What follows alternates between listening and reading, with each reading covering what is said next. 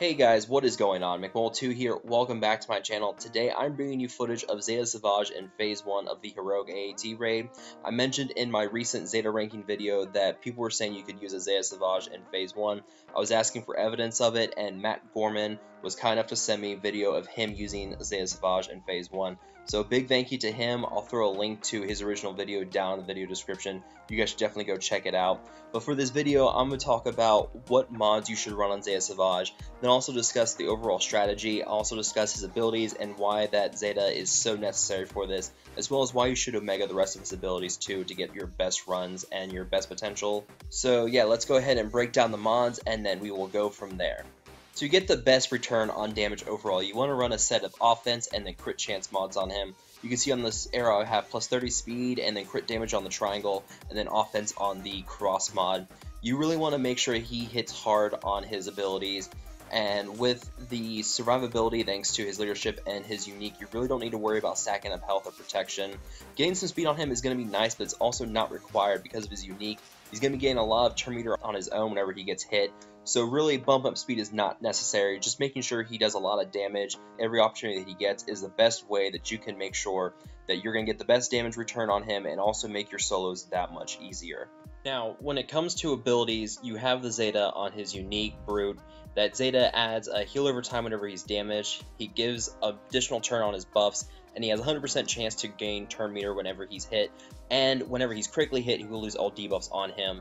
This is key to getting the solo in for Phase 1 with Savage. Without those heal over times and that guaranteed turn meter chance, he's going to die off pretty quickly. He's not going to be able to get those heals in. He's not going to revive his health. He's going to die in just a few turns with all his exposes and everything else. So getting that Zeta on him is absolutely necessary here. You have to get that Zeta on him, or else you're not going to solo the phases at all.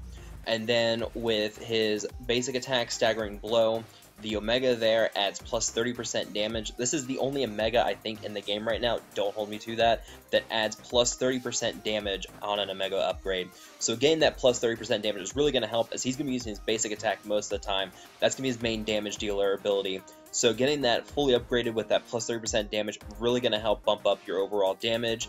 And then you have his Overpower ability. The Omega for that adds crit damage up for 3 turns on a finishing blow, and it also decreases the threshold so that the target only needs to be at 50% health for him to do the massive damage on the Overpower. I should note that the massive damage from this attack will not affect Grievous. It only does like 0.03% of Grievous's max health, so you're not going to get any return there. But if Grievous has another droid that's forced to taunt and you knock it down to 50% health, you can then follow up with Savage and his Overpower. He knocks out that droid, and then he also gains crit damage up, and since he's going to be running a decently high crit chance in the first place, that's really going to help with getting more damage in from his basic attack. And then finally, since he's going to be the only one here, he's going to be running as your leader, and that gives way to his leadership ability, Pain is Weakness, where Sith allies gain defense and tenacity. The Omega there adds another 15% defense and 30% tenacity.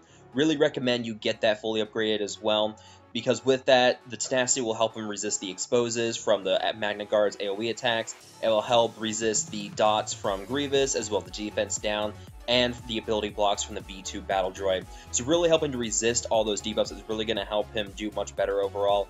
And also that 75% defense increase is going to stack in with his unique, where he's already giving defense up from getting hit. So he's really going to take a lot of hits, he's not going to lose much health, and he's going to heal it back pretty quickly with all the heal over times from his unique Zeta. So really, getting the Zeta is basically required, and it's really recommended you get the other 3 abilities Omega as well, and that's really going to help give your max return on damage and making sure that you get the best runs possible.